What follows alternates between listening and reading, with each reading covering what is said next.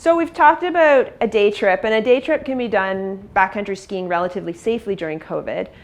But what about the multi-day trip? Whether that's a tent trip, a traverse, or a hut trip, how does that change during COVID? First and foremost, we have to accept if you're going on a multi-day trip, you will be getting in close quarters with people. It's almost going to be impossible to fully maintain your social distancing.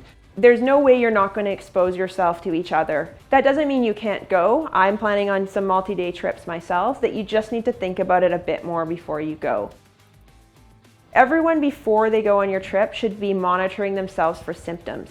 So if anyone is sick with fever or any other signs or symptoms of COVID, or any recent exposure to someone with those signs and symptoms in the week leading up to your trip or weeks leading up to your trip, they need to let the group know, and you guys need to make a decision together about whether or not that person should be coming. Watch what you're doing for the week prior, maybe even 2 weeks prior. Are you traveling all over the place in business meetings and going to movies and heading out in parties and going to weddings and things like that? Yeah, maybe this isn't the time to go off on a multi-day trip with somebody and get in close confines out in the backcountry. Anyone with any active symptoms at the time of your trip absolutely should not be coming.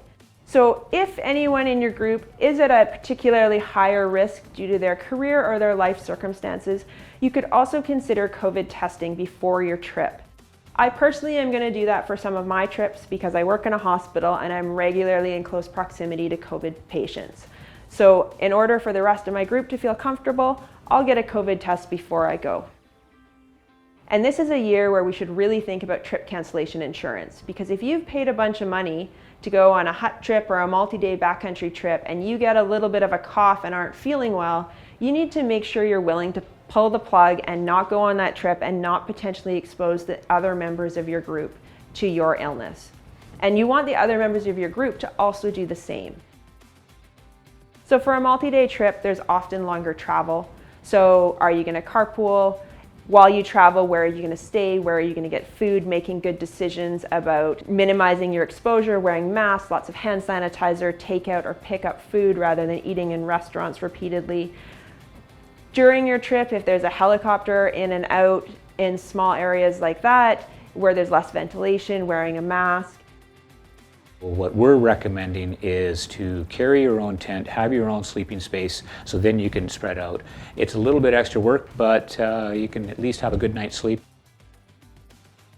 When you come back from any of your trips, it's always a good idea to stay in touch with the people you're out with. Even if you just met them at the trailhead, exchange phone numbers, get their contact details.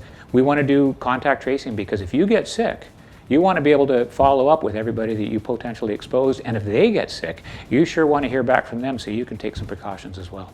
And consider quarantining when you get home, especially if anyone in your house is a particularly high risk if they were to be exposed to COVID.